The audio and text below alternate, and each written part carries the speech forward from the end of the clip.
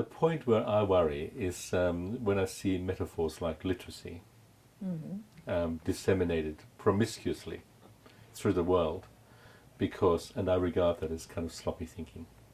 I mean, I don't want to offend any readers or viewers, but I think it suggests itself so readily as doing the job for the moment, and then I don't have to bother with kind of long explanations. You know, we've got visual literacy and we've got kind of emotional literacy. You know what I mean, don't you? And the person nods. I was going to ask you that. Do you find whether you find the concept multimodal literacy useful or not at all? I would avoid it. I would avoid it because it says we've got an answer when in fact we have a question. Yet you have edited a book with that title in 2003. Reluctantly. Reluctantly, because we were really, Kerry and I, were put at the point where the publisher and the editor of the series said, that's what we want.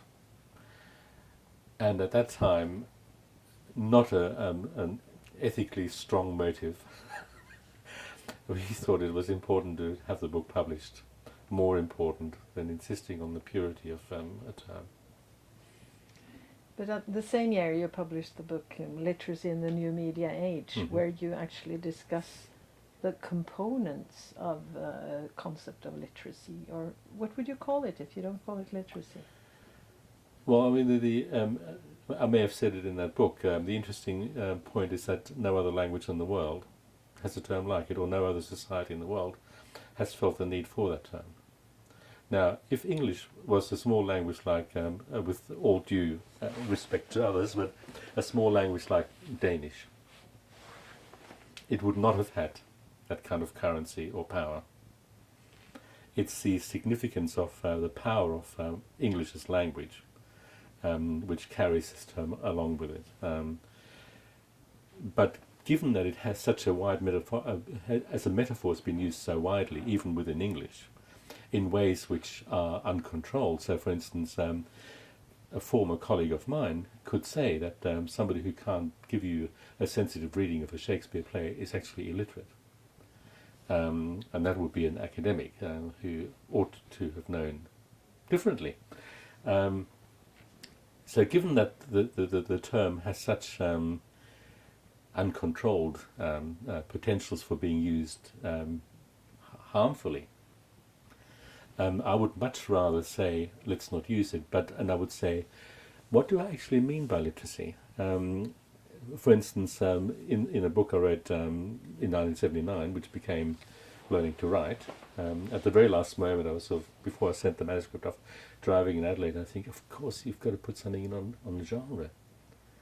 Because when a child learns to write, I mean, it has to produce a text, and a text has generic form. So I rushed back home in the evening and wrote a not very good chapter on genre, which is sort of the beginning of, for me, of the genre debate in education.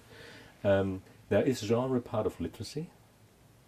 And what is then not part of literacy? What is textual form? What are the boundaries, and who sets the boundaries? Is competence in genre equivalent to competence in literacy? Am I entitled to call somebody illiterate because she or he doesn't control the generic forms that I do? It's a problem. But the more important problem, actually, or maybe at least as important problem, is that having a label, as I say, is like having an answer. And therefore I know what visual literacy is like when I've got no idea. Or I know what emotional literacy is like when I've got absolutely no idea.